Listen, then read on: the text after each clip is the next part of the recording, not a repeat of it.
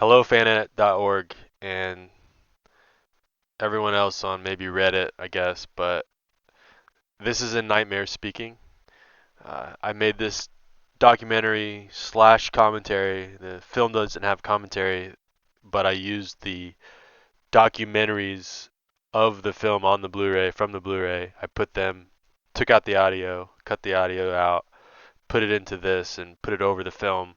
I'll have text on the screen. I'll talk about it some as well. Like when I go to my edit, I'll I'll show you some of the original theatrical cut and with some commentary, and then I'll cut to my edit. And I'll go back and forth for this, however long this documentary, quote unquote, is going to be. I've never really made a documentary before, but this will be the first one for this Misty edit. Play Misty for Me, now titled In a Kingdom by the Sea, which is based on a poem. Uh, Before I even saw all of these special features, like I was thinking this movie's very Hitchcock. I was I immediately thought of Hitchcock and Psycho, and then all of a sudden I'm watching the documentaries and it's talking about the exact same stuff. So I was totally on the same page, which I'm happy about.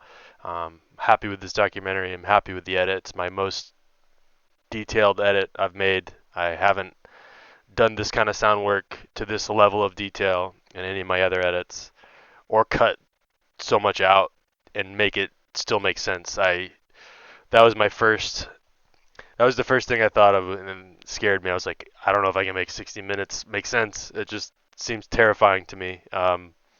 But it seems the more I edit, the more I realize that anything's possible with these edits. Some of my favorite edits by other people, other editors, are like make me realize like, holy shit, I could totally anything is possible with editing, it seems, and with AI and everything. I did use AI in this edit. I used AI for some voices, some dialogue, to kind of move the story along. Where I cut it out, it kind of like I filled in the blanks in a couple spots, but I also just made transitions with AI dialogue.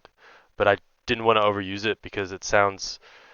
The more you use it, the worse it sounds. I feel like it doesn't flow right. It has like a weird cadence or whatever. So anyway, the documentary you're about to watch is a back and forth between my edit and the original, and you're gonna get a lot of history of the film, and Clint Eastwood talks in it, and the producers talk in it, and all the actors kind of talk in it, and I have stills from the not photo shoots, but just dailies, like all their daily photos and things like that, and it goes into a lot of detail, and it's actually pretty cool. So I hope you guys enjoy this, and ladies out there, enjoy. First time I thought about being a director was way after I'd become an actor. I think it was when I was doing Rawhide, and I had had some discussions with the producers at that time to direct an episode or so.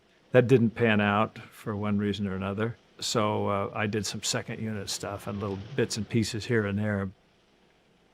I think Don Siegel was probably my biggest sponsor of the idea of directing films. I had worked with him in quite a few films, and we enjoyed the collaboration very much. And when I went to him in 1970 and told him that I had this little project that I wanted to direct, he said, "Oh, by all means." He said, "Let me support you on that, and let me sign your Directors Guild of America card," and all that sort of thing.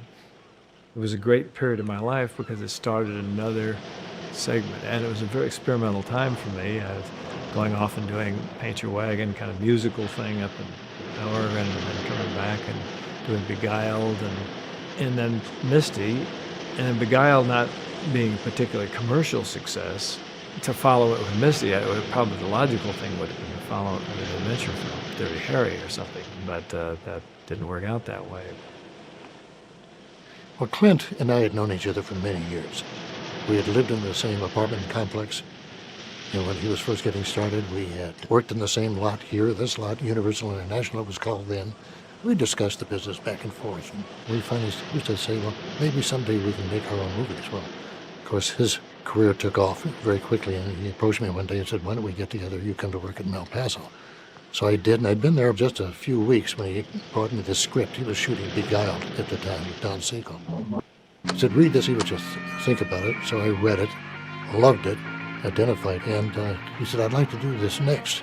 And I said to him, you are thinking of directing it, aren't you? And he kind of was a little shy to say yes about it, but I said, no, you've got a handle on it, you know what you're doing, because he had spent all those 7.5 years on Rawhide, not just appearing, doing his part and going home. He had been watching everything that went on the set, been learning the trade from behind the camera. So I thought, this is your chance.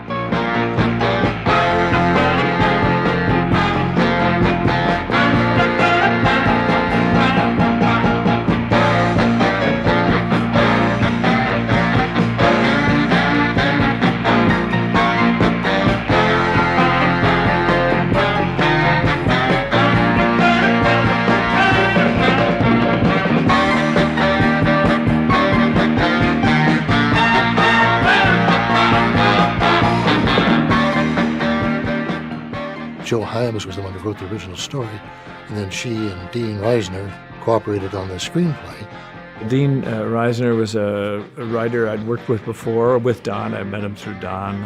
We worked on Coogan's Bluff and a couple projects, and he was very good. He told me the story of Misty, and of course I was thrilled. I was delighted, and he indicated that he'd like me to do it. But he had his definite ideas about the way he wanted to do it.